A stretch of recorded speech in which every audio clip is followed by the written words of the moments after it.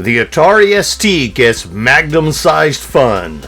Ocean's 4 hit game multi-disc pack up next.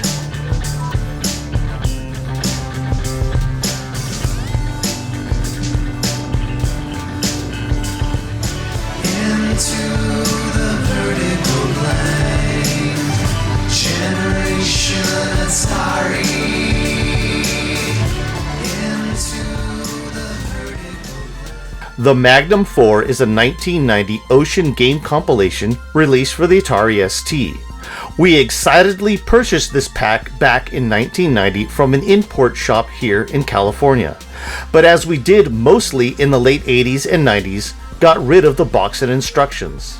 A few weeks back, I was able to repurchase the pack fully boxed from Paul Nuramin, or Nuramix, from the Intellivisionaries podcast, when he was selling it at the VCF SoCal show.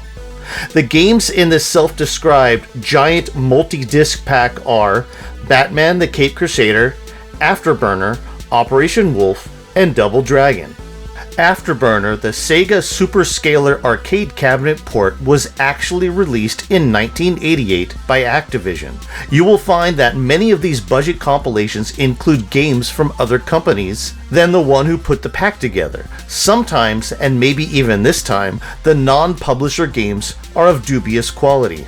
Batman the Caped Crusader, also from 1988, is not to be confused with Batman the movie, the side-scrolling platform action and first-person driving game that drove 1 million Amiga sales in 1989. It's actually a precursor to that title, which is both a comic book style adventure and an action game. Double Dragon is also not an Ocean title, but a 1988 Taito-released Technos-designed arcade conversion from Melbourne House and Virgin. Lastly, we have the game that I probably played the most in this pack, Operation Wolf, another Taito-released arcade port developed by Ocean France and released in the UK, and like the rest of the games in this pack, in 1988.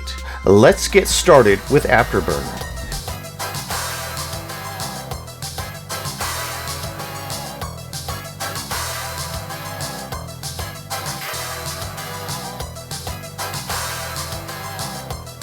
Afterburner was originally released in 1988 by Activision Mediagenic and was developed by Argonaut. Yes, that Argonaut, the developer of Starglider on the ST and Amiga, and of course the Super Effects chip and Star Fox on the NES. It's a port of the 1987 mega hit Sega arcade cabinet, and not a port that I'm very fond of, unfortunately.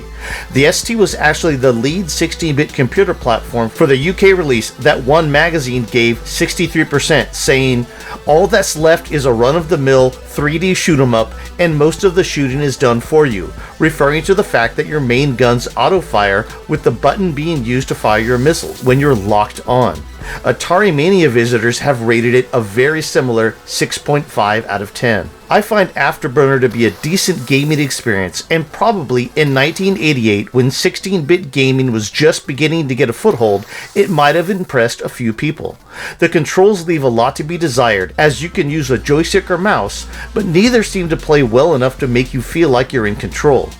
In both modes, your guns are auto-fired, and your lock-on missiles are fired with button 1. With the joystick, you press the spacebar to speed up, and with the mouse, you press button 2. The mouse mode would have been so much more playable simply making your guns fire with button 1 and lock on missiles with button 2. It was a lost opportunity, and the game really feels like nothing more than a slideshow you watch and not really play.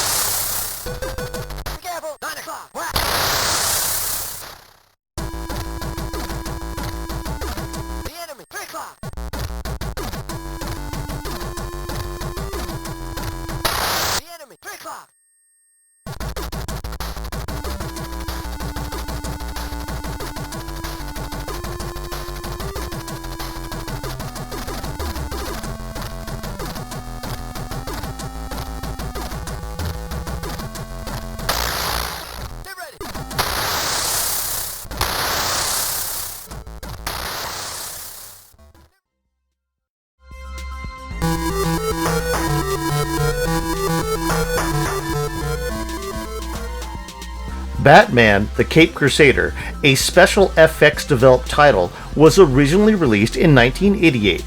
Special Effects, also responsible for coding some great ST titles like Hudson Hawk and Midnight Resistance, created this as an adventure split into two distinct chapters that could be loaded and played separately. One quest involves the Penguin and the other the Joker. The gameplay is much more than simple action, with many complicated joystick commands for action beat-em-up fun, and a full utility screen for adventure-like inventory and puzzle solving, all accessed by pulling down and pressing the fire button. As with Afterburner, and was very typical in these early ST years, the Atari was the lead platform, and the One magazine was quite impressed, giving it 84% on both the ST and Amiga.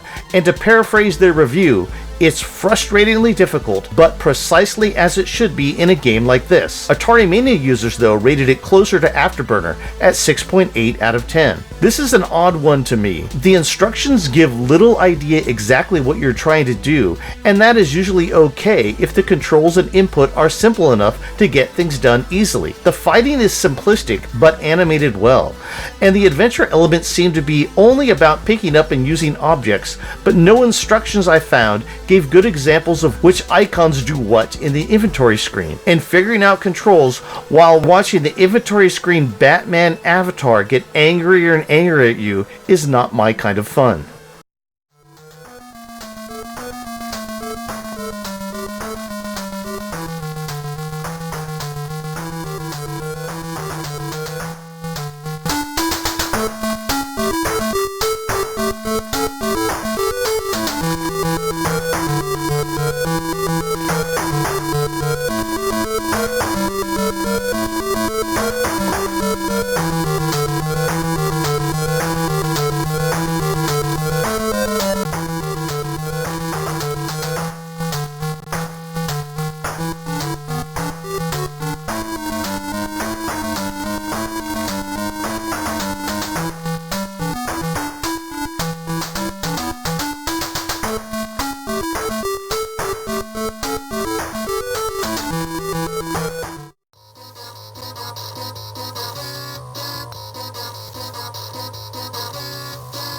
Double Dragon is a 1988 binary design coded version distributed Taito Technos arcade port that received 5th place in the Atari ST format Most Violent Games list. The fun of the arcade version was two players at once battling gangs of thugs in a scrolling environment that includes objects to pick up and use in the fight.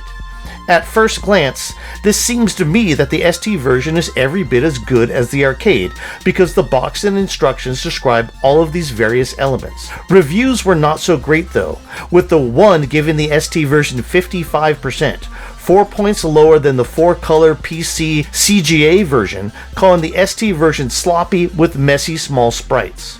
Atari Mania users seem to like it more, with a 7.9 out of 10. I disagree with those magazine reviews, and agree with Atari Mania. I never played this much on any other system, because these types of scrolling fighters were not my cup of java back then, so the single button of the ST version doesn't bother me at all. It's fun and well optimized, and the controls are easy to understand. It gets repetitive pretty fast, but if you're having fun with the repetition, then it's a winner for me, and one of the better beat-em-ups I've played on the ST.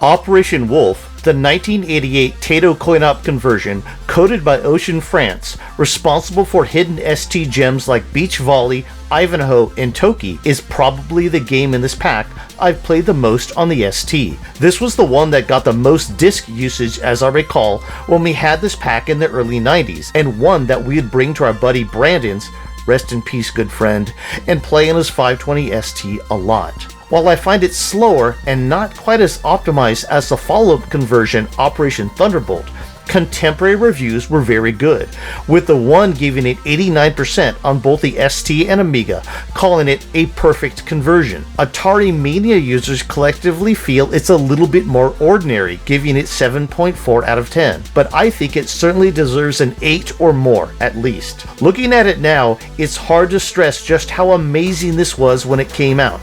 To us, it was the arcade machine. Yes, there is some slowdown, but it is far superior to any similar game on an 8-bit computer or console of the time. This really is a highlight of the ST's early library. One note, if you can find it, play the Atari Legend 1-disc floppy version instead of the 8-bit chip hard drive version.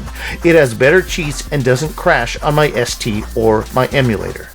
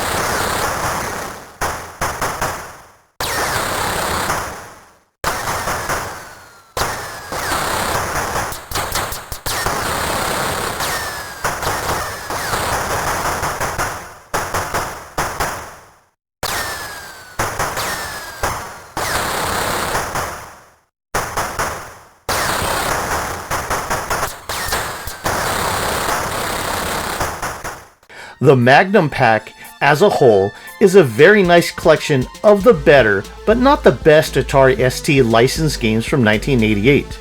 Ocean did an adequate job of collecting 4 distinct game types in one collection. I did not find any reviews for the collection in my review database or anywhere on the internet. Afterburner remains the weakest game of the bunch, and while I want to give Batman another chance, and my joystick is ready to tackle a few rounds of Double Dragon, I find Operation Wolf to still be my favorite of this collection. Okay, thanks for watching. Have fun playing your favorite licensed titles on the system of your choice in the vertical blank. And oh yeah, only if you want to, please like and subscribe. It really helps small channels like us grow. It's not a requirement, it's just a request.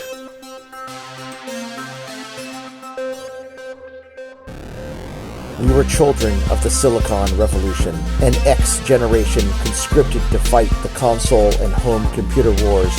A product of an analog 70s childhood, we came of digital age in the 80s, believing we could affect the world 8 bits at a time. Armed with joysticks, full-stroke keyboards, Jolt Cola, and MTV haircuts, we proceeded into the vertical blank. There, we stayed up late at night, devising incantations from D&D rulebooks and beginners' all-purpose symbolic instruction code. Video games were the match, and programming was the fuse, as the infinite possibilities of the digital world exploded into the internet age to come. We are Generation Atari. Into the vertical blank.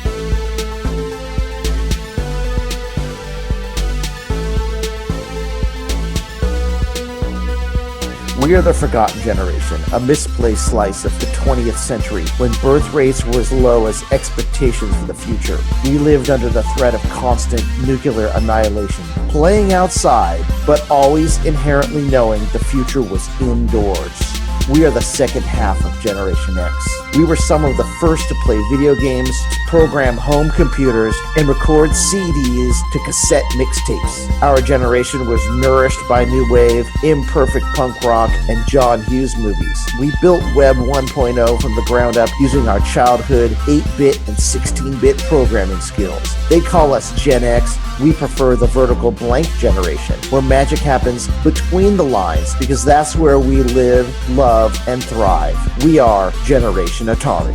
Into the vertical blank. The vertical blank is the space between the last line of the card frame and the first line of the next, where off-screen calculations create a cathode ray tube display.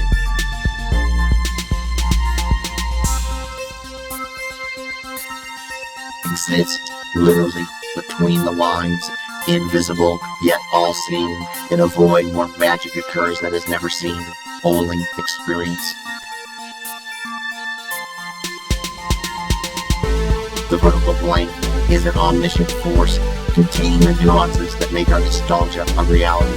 It's the transcendental location that holds our best memories, biggest joys, greatest fears, and our most terrible losses. You've been warned. You can stop this tape now, turn around, for once you've entered, there may be no escape. All the scan lines have been written. It's time to enter the vertical blank. Into the vertical blank.